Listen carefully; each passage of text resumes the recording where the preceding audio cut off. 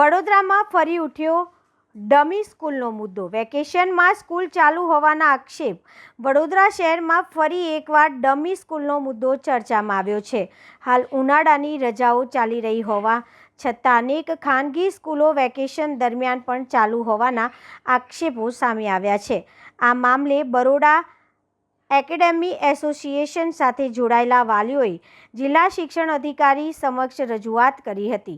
વાલીઓનું કહેવું છે કે જિલ્લા શિક્ષણ અધિકારીના આદેશ હોવા છતાંય કેટલીક સ્કૂલો નિયમોનો ભંગ કરીને વિદ્યાર્થીઓને બોલાવી રહી છે। વાલીઓએ માત્ર વેકેશનમાં ચાલતી સ્કૂલો જ નહીં પરંતુ શહેરમાં ચાલી રહેલી કથિત ડમી સ્કૂલો અંગે પણ રજૂઆત કરી હતી।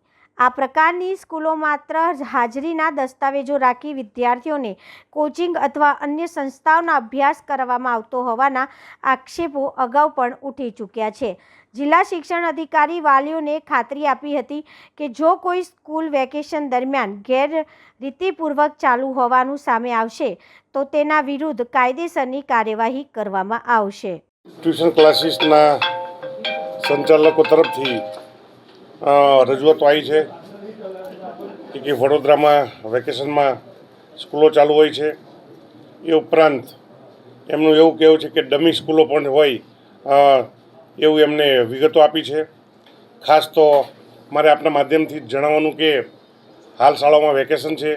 વેકેશનનો ઉદ્દેશ્ય બાળકો આખું વર્ષ દરમિયાન જે ભણ્યા હોય એના માટે રાહત અનુભવવા અને થાક ઉતારવા માટે છે। આવા સંજોગોમાં કોઈ પણ સ્કૂલ જો ચાલુ હશે, ગુજરાત બોર્ડ હોય કે સ્ટેટ બોર્ડ હોય, એની સામે કાર્યવાહી કરવા માટે 100% લખવામાં આવશે।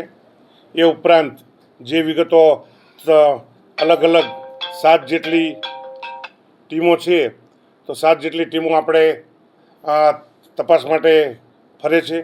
આવી કોઈ પણ સ્કૂલ જણાશે તો તેની સામે ચોક્કસ પગલાં લેવામાં આવશે।